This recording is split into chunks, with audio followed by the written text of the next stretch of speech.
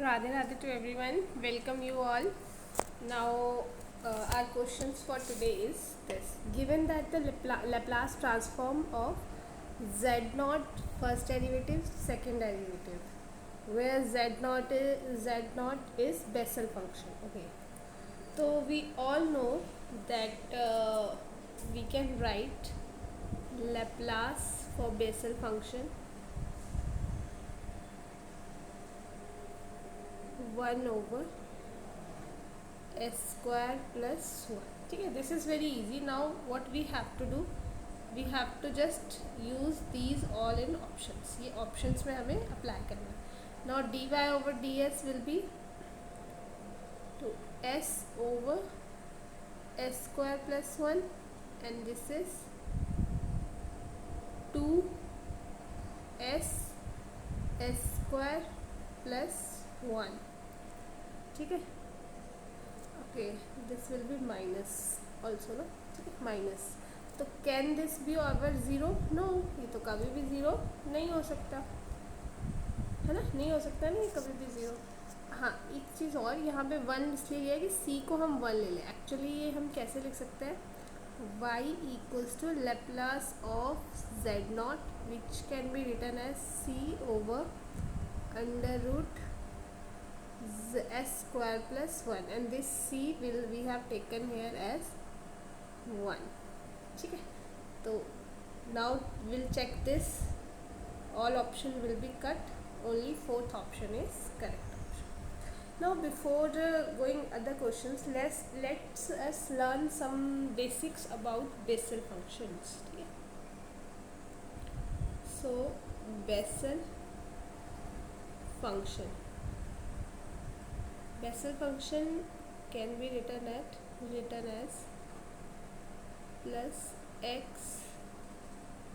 y dash plus x square minus n square y equals to 0. Then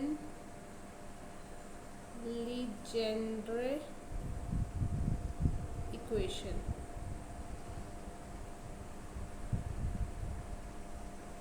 This is 1 minus x square y double dash minus 2x y dash plus n plus 1 y equals to 0. ठीक है. तो ये होता है. Now how this equation is to be solved. इसका एक बहुत ही ईजी सा फॉर्मूला है. P N of X is 1 over N factorial 2 raise to power N, then differentiation of X square minus 1 raise to power N. ठीक है, इस तरीके से होता है. Now these some of the terms are very important. Put n equals to 1, then it will be 1. Then p2x, this will be 3x square minus 1 over 2. Then p3x is 5x square minus 3x over 2. Then p4x is 35x4 minus 30x square plus 3 over 8. ठीक है. Next is p2n. This will be always even,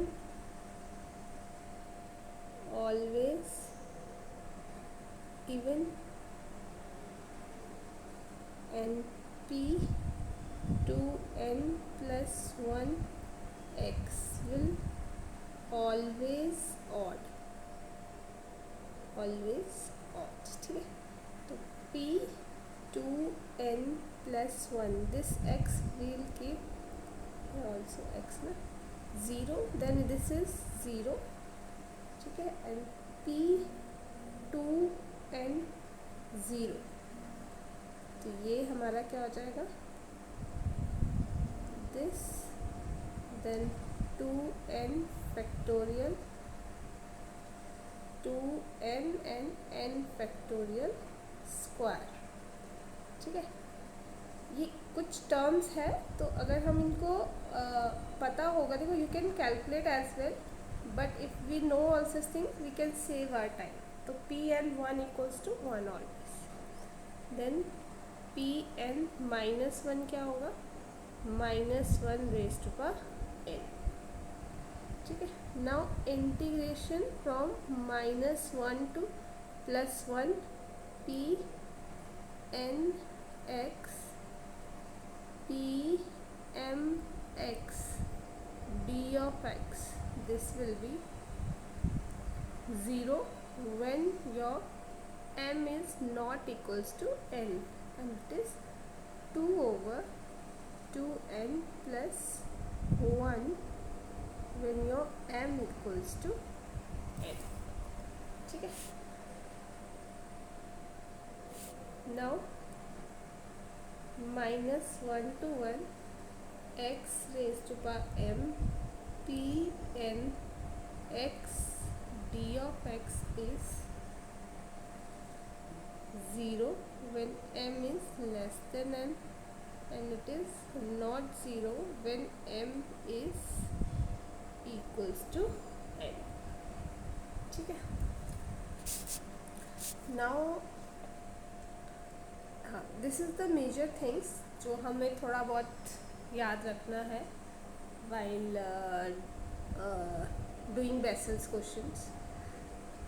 चलो, moving towards the next question, to find a real root of the equation this, okay, in the interval this, तो जहाँ पे भी fixed method आ गया, there what we have to do, we have to take its derivative mod, it should be less than 1. If it is less than 1, then these statements are correct, else it is not. बस simple सा करना है। सबसे पहले तो ये देखते हैं कि whether this is okay or not। तो so this equation they have made taking x square common, x plus 4 equals to 10, then your x is √10 over x plus 4. Yes, this equation is correct. Now let's take its derivative. So its derivative will be √10 2 over x plus 4. Now in between this 1 to 1.5 in this interval, whatever value we will be inserting, this will be always less than 1. So yes, the statement S1 is very much correct, ठीक है। For second